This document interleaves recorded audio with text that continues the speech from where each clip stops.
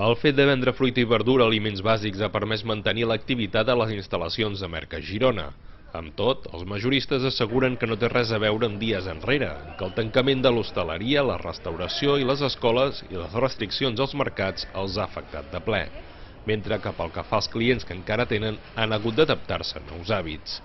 A València, Castelló, tota la zona de cítrics, doncs evidentment està inundada per l'aigua, no es pot entrar en els camps.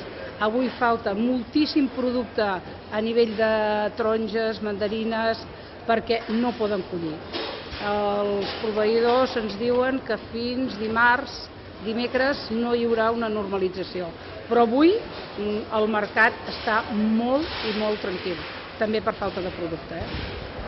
Els empresaris del mercat majorista, a més, apunten que estan tenint problemes d'abastament de productes, potenciats sobretot per la ressaca encara latent del temporal Glòria, que va afectar la producció local, a la que s'hi ha de sumar ara els aiguats en zones de producció de cítrics.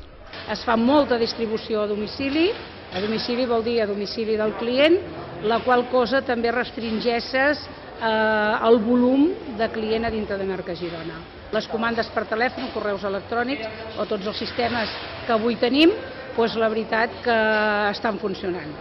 Per altra banda, des de l'associació que representa els empresaris de Merca Girona, asseguren que estan prenent les mesures de seguretat pertinents per garantir la protecció dels seus productes i treballadors i que en alguns casos han hagut de fer pedagogia als seus clients en aquest sentit.